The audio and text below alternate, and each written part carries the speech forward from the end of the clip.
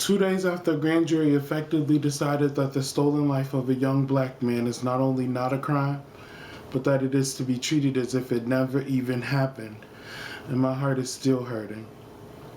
On the eve of this Thanksgiving, my condolences go out to the Brown family and all those victims of police abusive power and extrajudicial violence at the hands of those who decided for themselves that black lives have no value. But this is about more than that. We've seen time and again how this system works for some and not for others. How celebrities can get probation for DUIs and major substance abuse, but poor, mostly black and brown people get the book thrown at them. How a white Wall Street type can steal millions at the corporate level and only serve 7 years, while a 14-year-old black kid can get 15 years for one count of Grand Theft Auto. How a white kid can drive drunk, kill, and fatally injure multiple people and go free literally because he was a spoiled rich kid. But malnourished poor black kids get hard time for trying to steal food to feed themselves and their families. Our system is flawed. America is flawed, and that's what this is about. For those of you who ask about black on black crime, you simply mean to derail the conversation. Can you seriously ask about that when black people, who are only about 14% of this American population, make up approximately 40% of our prison populations? That's what this is about. If that had been a black boy killing a black boy, there would be no need for all this because the killer would have been speedily arraigned and held without bail.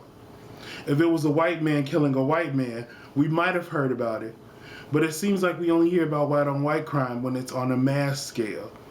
School shootings, bombings, serial massacres.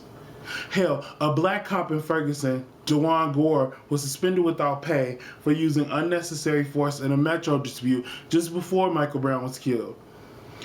He hit a citizen on the wrist with his baton in a dispute, and he's been officially charged with an assault. You see, the only time there seems to be issues with evidence and probable cause and indictments and victim blaming is when the killer is white and the victim is black. For 6 years, police killed 2 black people a week. Black people. This includes black children, black trans people, and especially black women. We don't make this up. About the Ferguson riots and looting, I'd just like to point out that there are opportunists. People who took no part in the search for justice, who simply waited for the other shoe to drop to get in where they could. We also already know the history of the agent provocateur and its usefulness, and the history of the people versus the institution. If you don't know, please look it up. We also know how the simple presence of tanks and riot gear can incite the public. We also know that there are KKK members who wanted to, quote, fight for their city. I'm not saying that there aren't Brown supporters who are also simply angry and they don't know where or on whom to just put this frustration, of whom did ultimately turn to looting and rioting. But when a system breaks so obviously and visibly, a little anarchy is bound to happen. I'm not saying it's okay. I'm asking, what did you expect? But the collective of journalists, volunteers, community leaders, social justice supporters, and families who spent 110 days out in the Ferguson streets, who have educated kids when they couldn't get to school, who milked the tear-gassed faces on day one, who marched to St. Louis, who peacefully assembled in the rain, heat, and cold, who protected that city when the first round of looting happened, who fed the community, who raised bail money for all the protesters who were arrested. They are peaceful. They are articulate in their mission, actions, and demands, and most of all, they have been organized since day one. These protesters and rioters should not be characterized or grouped together. But yet, there's quite a bit of this respectability politics nonsense going around. Cops begging protesters to be peaceful with their guns pointed, shields readied, and sirens blaring. Totally forgetting that for the last 109 days, there's already been peace.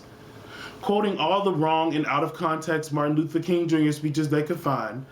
But remember, King and his friends marched peacefully, in three-piece suits and Sunday dresses no less, and they were still beat with batons, attacked by dogs, and hosed by water cannons.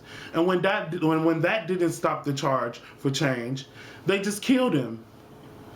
That's not to say that we shouldn't be peaceful or that we should resort to violence, but simply to say that those who hate you, who deem you unworthy of your humanity, have done so before you've even said a word or taken a step. This is about systemic cracks in the armor.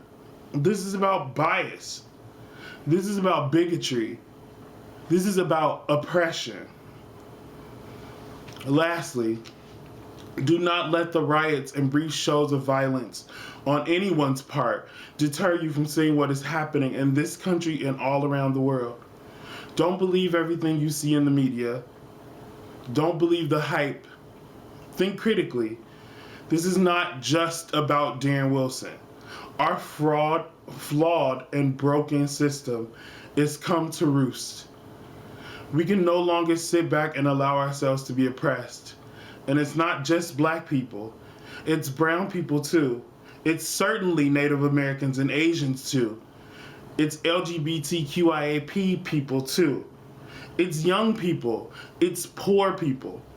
This fight is all of ours. If any of us are oppressed, then our entire nation is oppressed.